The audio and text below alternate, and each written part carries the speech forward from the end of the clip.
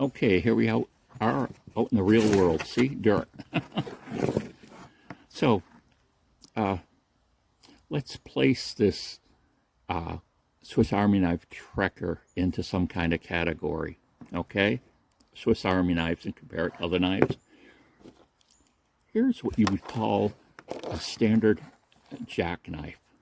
Okay, this is one of the small models. They have ones that are much smaller, but similar to a Boy Scout knife, it has the two blades, two different sizes, and then can open bottle opener, but there's some other functions in here. In other words, there's a notch here for doing something special.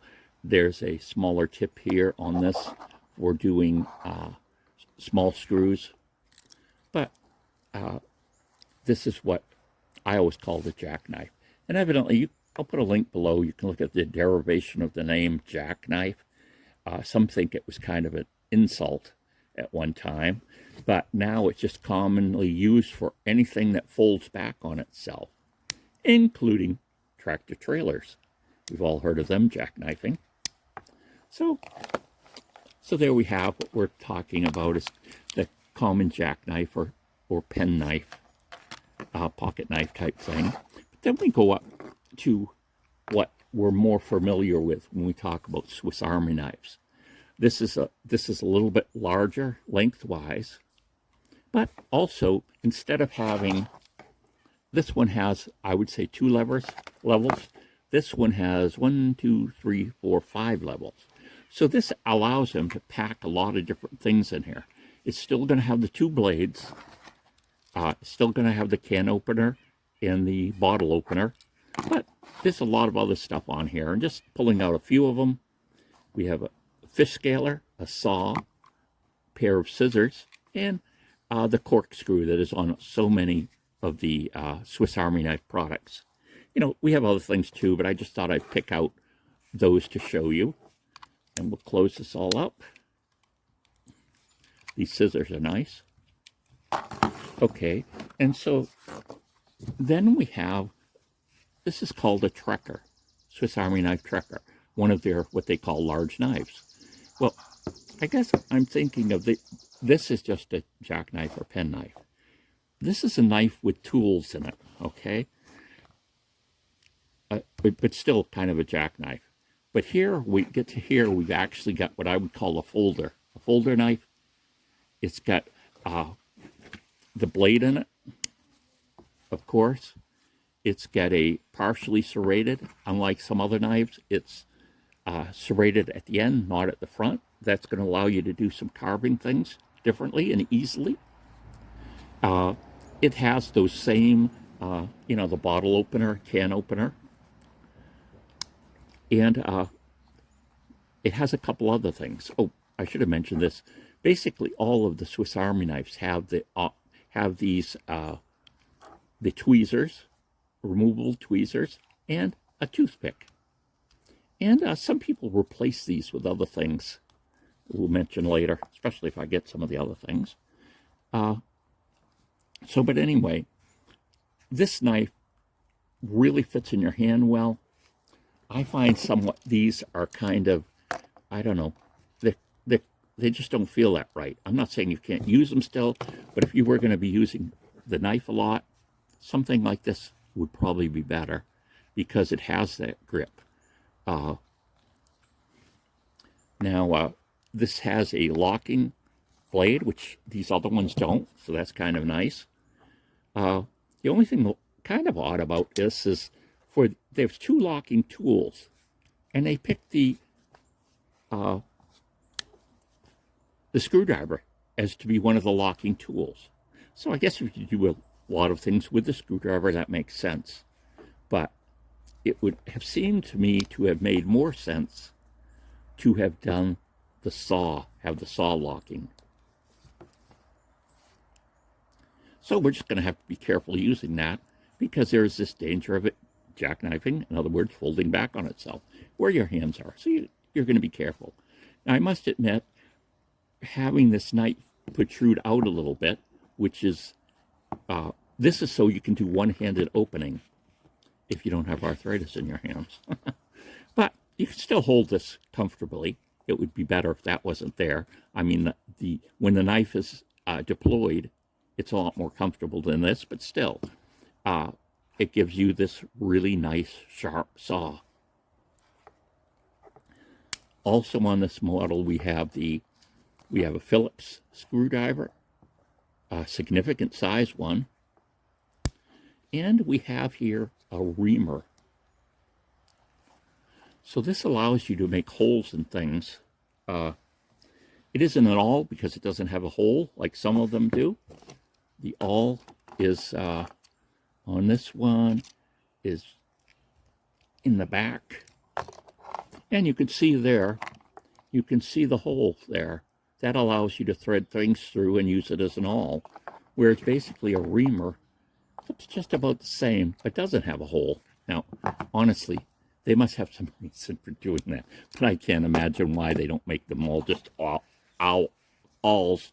Maybe this does make them stronger. Maybe they had some trouble with those other ones breaking. And now, not really to be compared with it, but just to use as a size comparison, I've got the Leatherman Wave, okay, Plus. And just to deploy, let's do the saw, though, now that I think of that. Let's pull out the saw. Okay? Now, this saw locks, which is a big advantage. And it is, the Trekker saw is slightly larger. It's thinner, and you can see it's 3/4 of an inch about longer. And you'll find that with all the tools in this. These are slightly longer tools, and but just to give you a size comparison idea. But I don't think this can be used to compare against those, since this is so different. Where we're saying that this is a jackknife. This is a jackknife with tools. This is a folder with some tools. This is a plier with tools. So it's dramatically different, I think. So you wouldn't really compare these, I don't think. Sure, you could compare different components, but this is like a completely different tool in a way, because primarily, and the reason I picked this one for a purchase versus other things was that I've used these pliers in the past on less expensive tools, and I've really found them to be valuable. Something I use. So, like I say, it's hard to compare them that way. So, let's look at the saw. So here we have a piece of very hard and dry wood. This is from a lilac bush, and it's a very hard wood. Now, you're not going to be, cutting down logs or trees with this, but you can use it to construct things or for kindling. So if we decide we want this, this branch, I can get it in view of the camera better. We just go to town on it.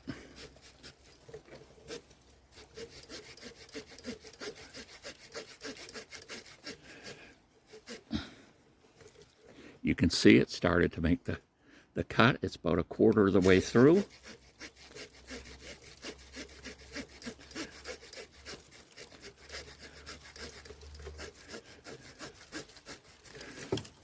And there we go. Now the thing about the saw, of course, is it makes it extremely flat. There's a little bit there where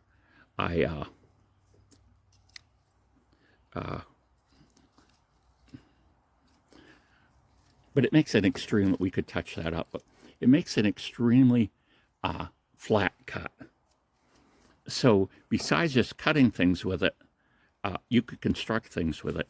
In other words, if all of a sudden we're interested in having notches and different things in here, or we're making something precise, that's really where a small saw comes in handy.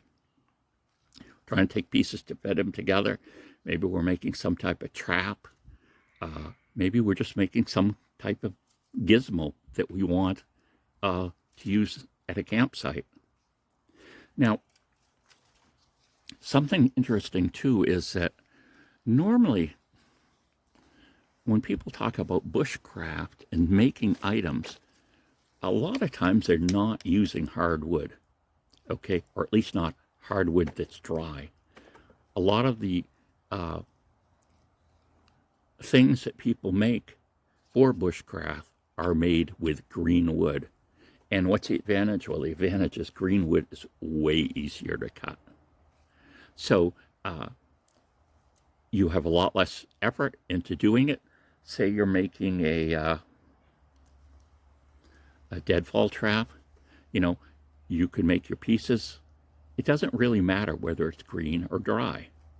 Now, I guess what does matter when you start talking about green or dry, if you're making something for long-term use, what can happen with, now this wood is dry, so it wouldn't do it, but what will happen sometimes is you'll get checking. In other words, that's a fancy word for cracks. As it dries, and I get covered with mosquitoes, there will be cracks that will form in it. And sometimes that affects the item, sometimes it doesn't. But if you're doing an item for show that, you know, or that you just want to look good, that can be a problem. Hi. Is this the best Swiss Army knife ever made? A lot of people think so. And what's some of that based on? Well, people carry it and like it, but also the German army, current German army, decided to carry these. Now the scales are a little different. They made them green, had some different type of logo on it, and made it a little more grippy, you know. And then the Swiss Army decided to issue them to everyone in the service. And then the U.S. military made it available to servicemen. So they didn't actually issue it, but it's in something they can order through however they order. I don't think it's PX, but whatever. It is available and they can order it. Now, the German and the Swiss ones basically just have a different scale, but the U.S. one, all the tools are black, so that makes it less reflective. I mean, if you're doing something and all of a sudden this caught a glint of the sunlight and bounced it back to an enemy's position, that can be seen for a long distance.